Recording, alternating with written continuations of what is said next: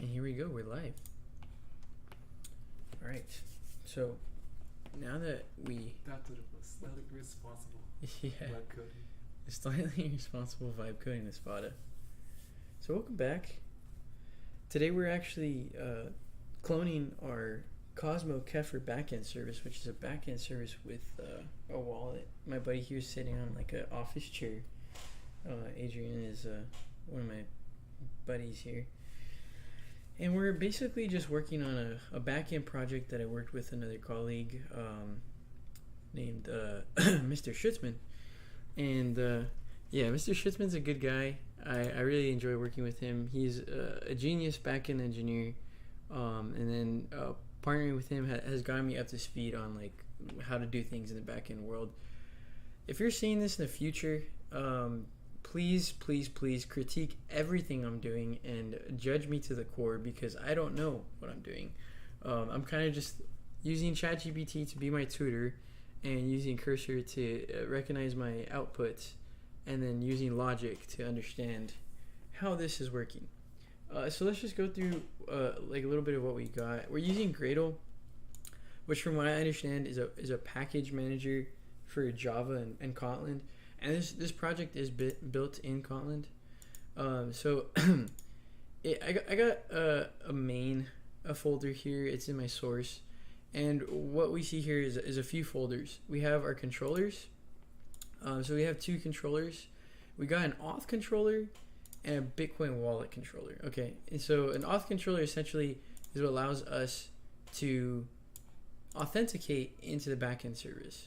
And you can see the only origin it's allowed to authenticate from is a local IP. It's 10.03.11. So please don't DDoS me. And then there's a Bitcoin wallet. The same thing basically.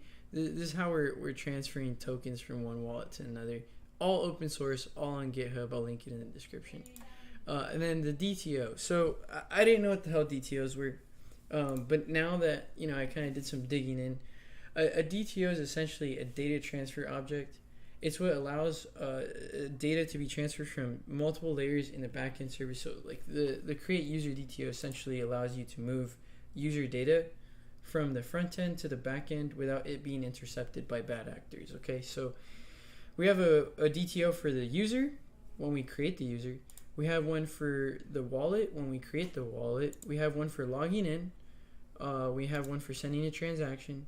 We have one for updating the user, the ID, the username, the email, the password, etc. And then we have one for updating wallet balance. So it's just making sure that the wallet's ID isn't passed in when you're making transactions on the network, the local network.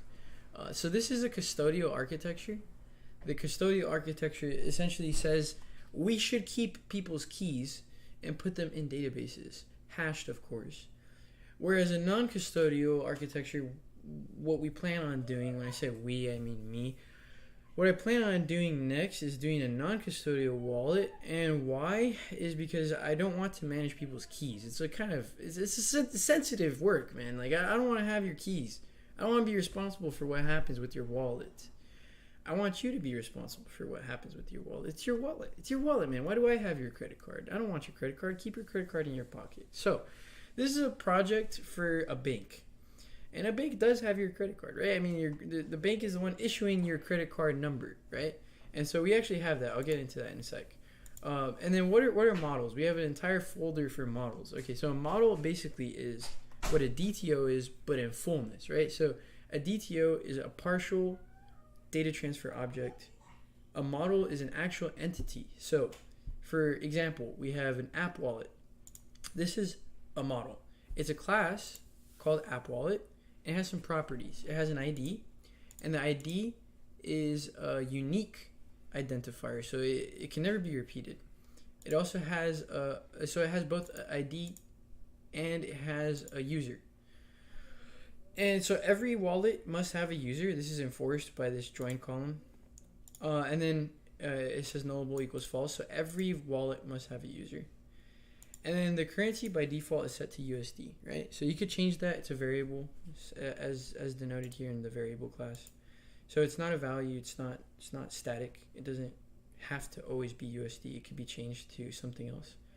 And then we also have the balance, right? We obviously want the balance to be changed, and it wants to start at 0. You don't just start a wallet with $100 in it, right? So then we also have the Bitcoin wallet, which is different from the app wallet. So the app wallet and the Bitcoin wallet are you could think of them as like two different things, right? So the app wallet lives in the app, in the application service layer, on your AWS servers, etc. The Bitcoin wallet is actually the entity that interfaces with the Bitcoin network directly. These are pairs. This is tightly coupled with the Bitcoin blockchain protocol. So this is essentially, in essence, the closest, lowest level that you're going to get to Bitcoin. Then on the transaction model, we have all the things that are required to send and receive transactions. This is the entity for a transaction. You have an ID for the transaction. Every transaction is unique. We have a transaction ID, and I think the difference between an ID and a transaction ID would be something like the ID of the transaction is held on the application layer, whereas the transaction ID is held on the Bitcoin network. And why is there two different ones? Let's say that Bank A wants to send Bank B 3 different transactions, but on the blockchain it's sent as one. They could have 3 different transaction IDs on the ID field, but the transaction ID would all be repeated. So it'd be like ID 1, ID 2, ID 3, transaction ID 1, transaction ID 1, transaction ID 1. And why would you want that? Well, in order to like cut transaction fees, you only want to send one transaction. You don't want to send 3 different ones on the blockchain. So from application to application, you can send it logically as 3 different transactions. But on the blockchain, you only want to send it as one so that you only pay the fee once. Okay, so that's why we have 2 different IDs. Now the amount, obviously, when you're sending and receiving, you want to specify the amount. And the fee, what you pay to the network for it to be processed. The timestamp, when it happens. The sender address, that's the address it's going to. It's the address it's being sent from. And the receiver address, the address it's going to. The network, of course, is specifying whether it's on the Signet, which is a test network, it's not an actual Bitcoin, or the Bitcoin network. Now, obviously, it's going to be different in different languages and different frameworks for Ethereum, for Solana, for all the other networks. So we couldn't use this entity for those. However, the architecture is like almost exactly the same.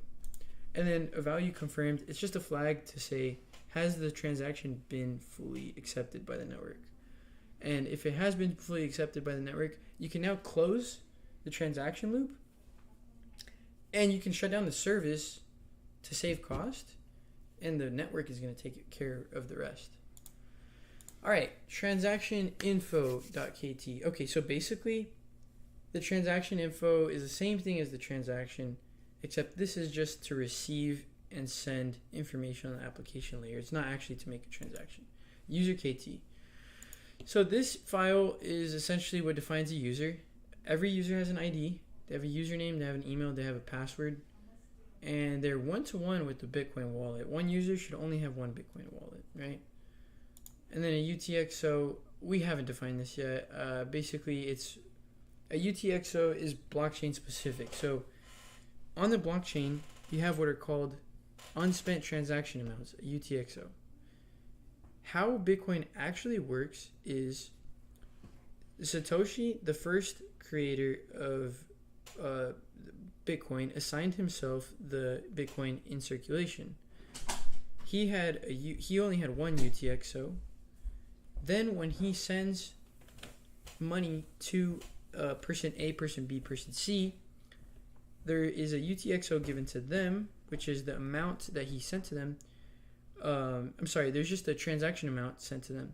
But the UTXO is what he didn't spend. So let's say I had 4,000 Bitcoin and I gave 200 to my friend here, Adrian.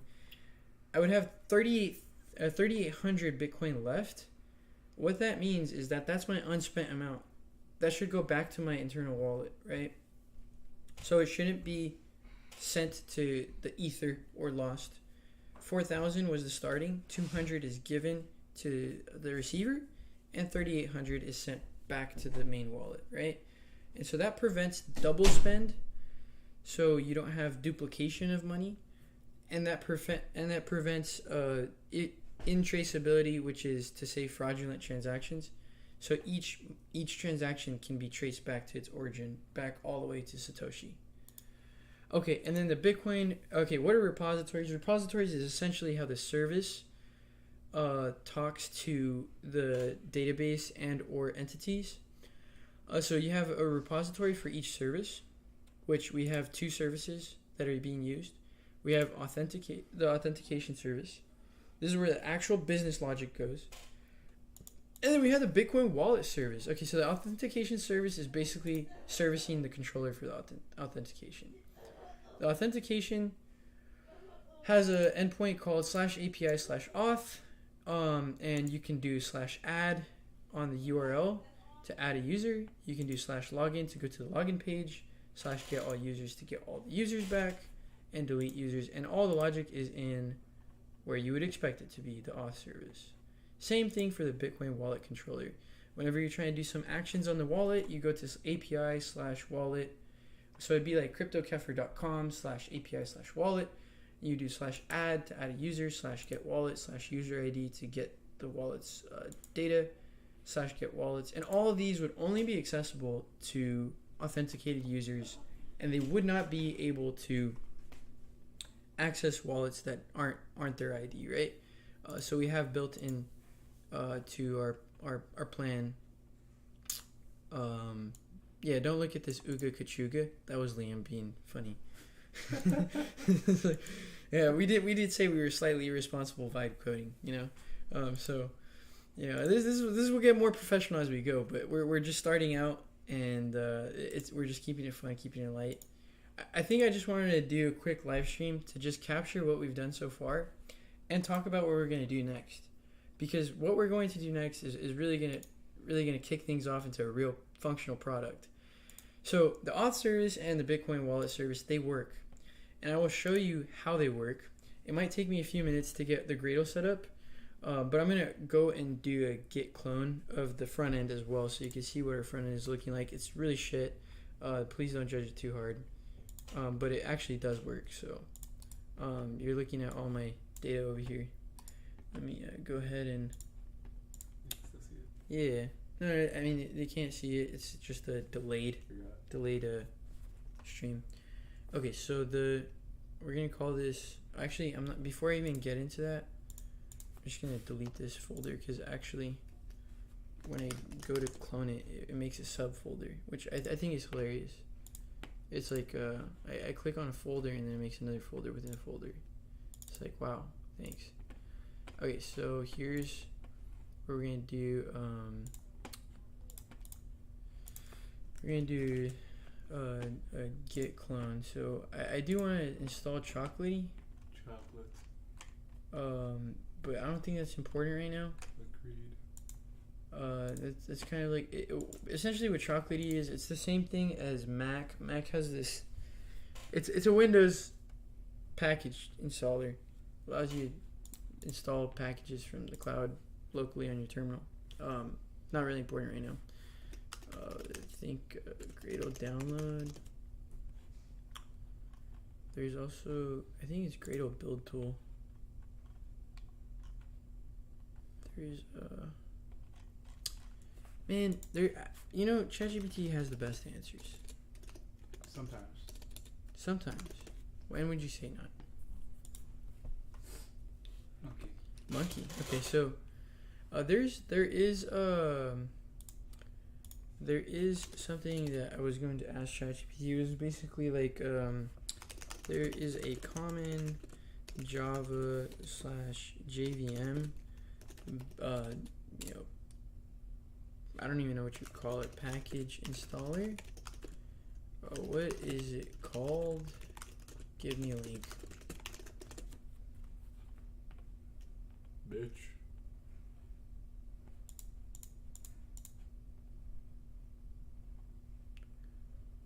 I think it might be Ninite. Let's check Ninite out. Let's groove tonight.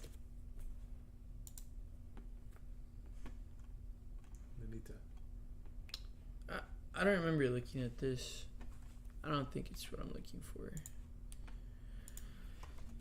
thought it was more like a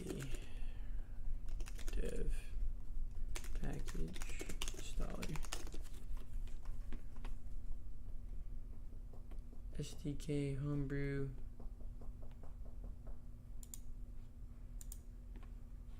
That's not it. Similar to SDK, but was specific to Java and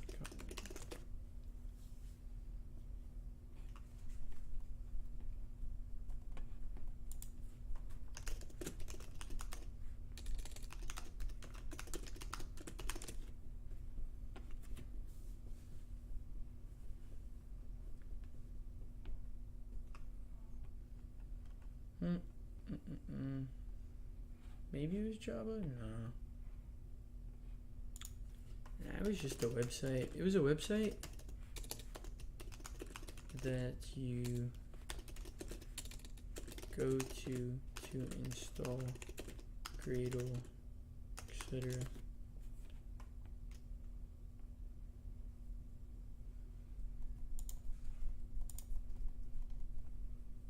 This doesn't look like it at all.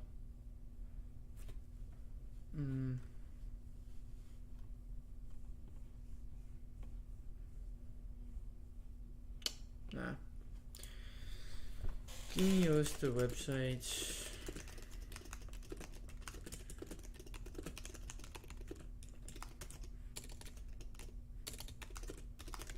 Honestly, you know what I want to do next? I want to build a robot. After we're done with this whole blockchain nonsense, I want to official Gradle site, Gradle release, homebrew, scoop. See, I knew Chocolatey was involved.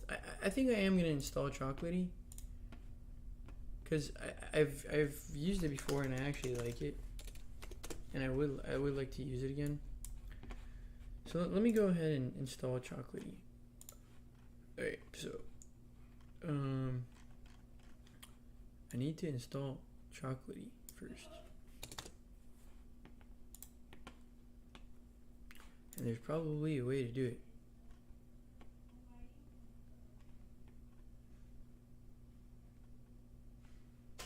Read the installation docs.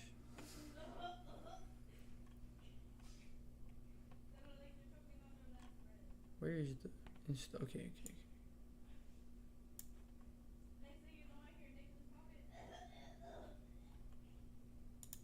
And here's where we do the command. You did that familiar. Oh, set execution policy. Oh, I think it's gotta be run and it's gotta be run with the systems 32. There you go. Alright, now we got this going. Once Chocolatey's done installing, we'll install Gradle. Hopefully I don't forget Choco. What was it? Choco version? Okay, yeah. Choco. Okay, yeah. So Choco upgrade Chocolatey. Oh man, it's been such a while since I've used Chocolatey. All right. Now we're going and flowing. We're going and flowing. I'm gonna go ahead and go back to. I got a tab on the side opened up to download Chocolatey, and then also to download. It's just Choco install Gradle.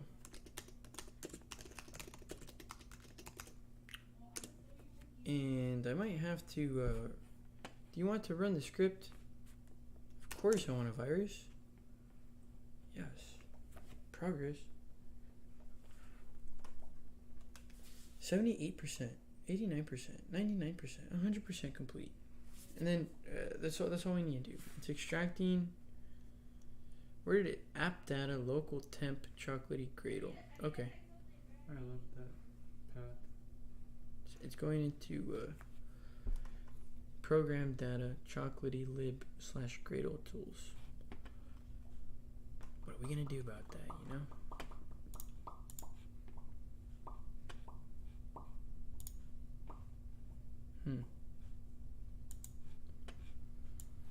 looking good, looking good. It's pink.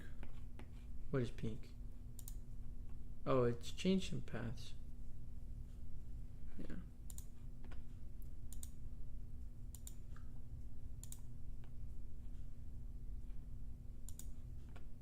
Yeah, this is interesting. SDK.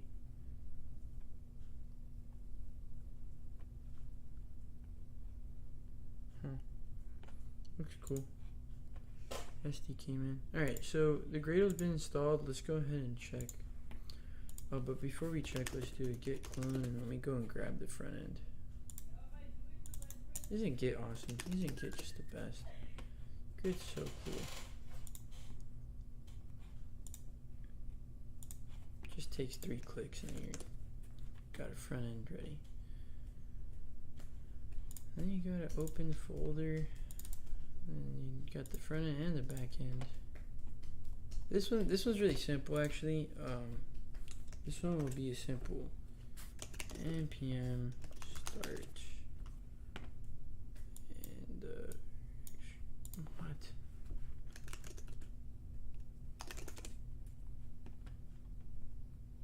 Interesting. npm build, huh? npm version.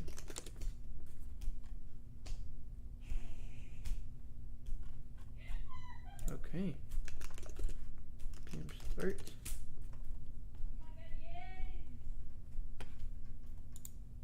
Alright, so React. Let's just ask here. React scripts is not recognized. I know this is a common problem.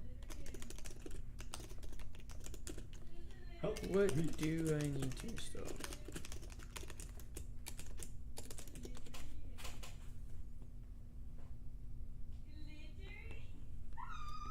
npm install. Reject. So it's going to list the dependencies and install them. Yeah, we need to add a node module. Oh, node modules is already in there. Cool. Now we can do npm start. And that should go into our front end over here. See if it's working. Cool. Alright. Now we have our application, guys. Pretty cool. Yeah. And let's see. You know, I prefer to do this in a Brave browser because Brave is kind of Chad at troubleshooting, actually. There's not really anything we could do except go to sign up page and then go inside the dashboard. Just check if the dashboard's working. Default dashboard, that is. Okay, yeah. We're good to go. Okay, so front end's working fine. Now here's where I was thinking of going next. As soon as you log into the front end, since Ethereum and Cosmos are just there for decoration, you should be able to send a transaction. And when you click send, you should be able to type in the amount you want. The priority, which is going to have a standard fee, is going to be like whatever the market price is right now, plus like 2%. And then economy will be like bare minimum transaction fee. That's going to be the slowest transaction you can send.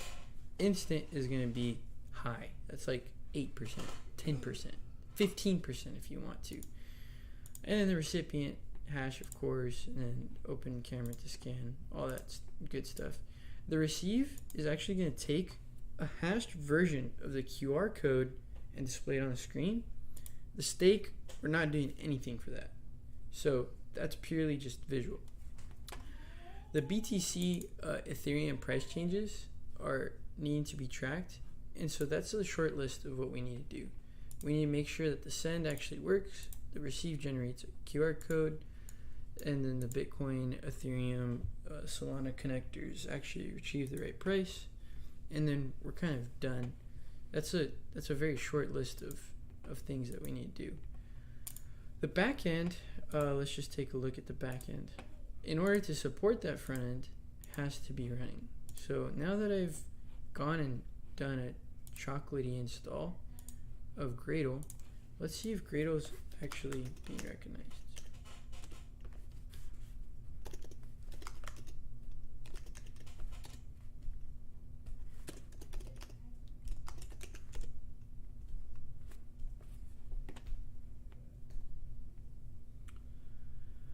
Java home is not set, and no Java command could please set the Java home variable.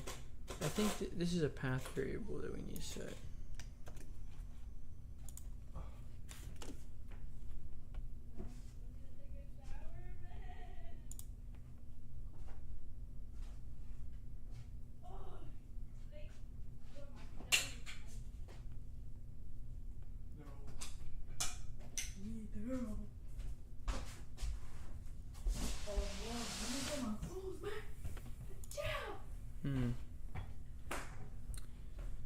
Yeah, this is not something that happens on every machine.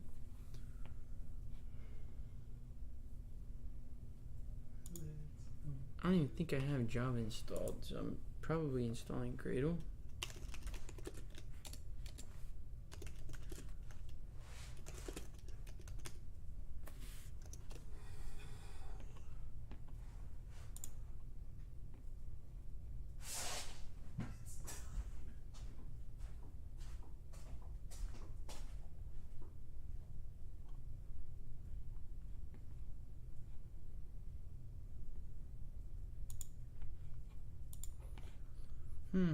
Yeah, I don't know. It could be.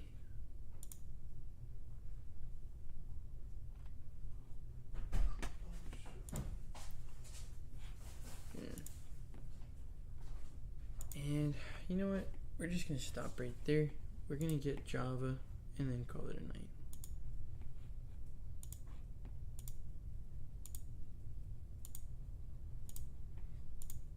Okay. That's what we're gonna do. Let's do that. Let's get Java and call it a night. So what we'll do is we'll go into chocolatey. We'll do Choco. Come on, man. Just close this terminal then.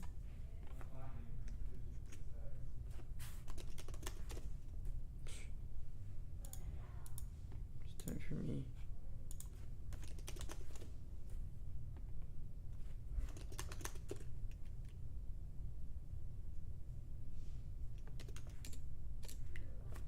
Should we do Choco install Java time? Alright, then we do yes in scripts. Now shut up! Okay, you can hate me all you want. Maybe you're gonna be a hater. Are you gonna be jealous of me, bro?